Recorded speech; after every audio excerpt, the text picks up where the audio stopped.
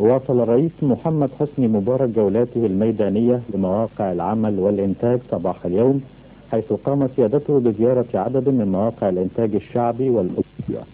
وقد بدأ الرئيس جولته في الساعة 9 من صباح اليوم، حيث زار قرية ساقية أبو شعرة بالمنوفية، يرافقه كل من الدكتور محمد عاطف صدقي رئيس الوزراء، والدكتور يوسف والي نائب رئيس الوزراء ووزير الزراعة واستصلاح الأراضي، والدكتورة أمال عثمان وزيرة التأمينات والشؤون الاجتماعية، والسيد صفوت شريف وزير الإعلام، والمهندس محمد عبد الوهاب وزير الصناعة، والسيد زكي بدر وزير الداخلية.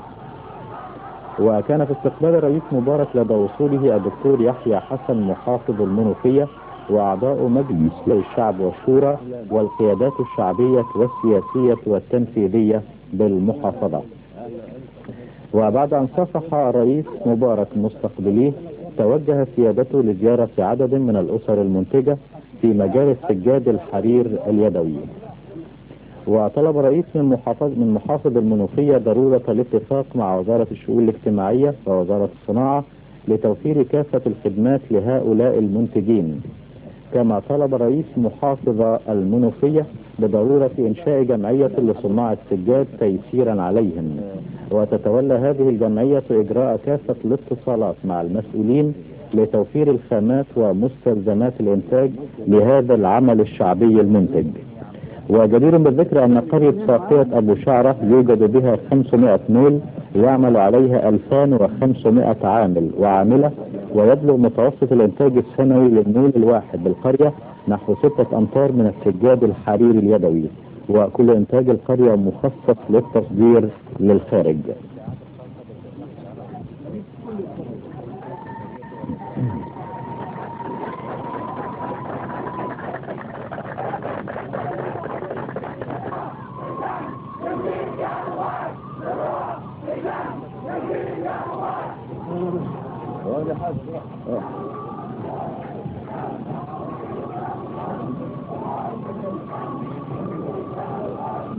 راح فيك كبير؟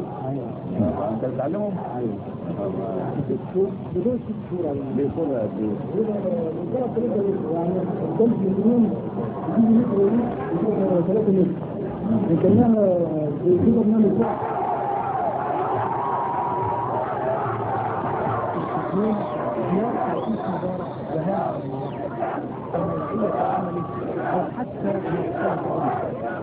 فما دام كل فرد منه اصبح مدركا بحقيقه مهمته، فيجب ان يدرك بان لدوره مستقبل مخصص بالعمل الداخلي. بتكلم معاك صاحبي واشوفك وابوسك من كل ناحيه، وانا خجلت وصدقني من العمر مليون سنه من كل الحاجات بتاعتك اللي هتبقى عقلك. مخصص بالعمل الداخلي كان يتلقى ويلتقي بالدرجة التي تورث الكلام. وانت اسمك ايه؟ انت اكبر ولا ايه؟ انها نسبة تحول الى مختلف له اثار اقتصادية هامة في المجتمع الزراعي او الصناعي. يعني متر ونص في مترين، متر ونص عرض في مترين، دي تاخد لها 4 متر او 5 من 4 ل 5 متر. كان قادر ان هو يقدر يساعد في لم الشمل العربي. انا بتمناه وارجوه من القادة العرب انهم يجتمعوا بين الحين والحين، زي القمة الافريقية تجتمع سنويا، القمة الاوروبية تجتمع كل 3 شهور 4 شهور، لقاءات فيما بين اللقاء الاول والثاني لقاءات ثنائية. هذا هو الاسلوب الامثل عشان نحل خلافاتنا، لان احنا في اطماع في المنطقة كثيرة، ولا بد من حل هذه الخلافات حتى تكون وحدة قوية لها كيانها ولها كلمة.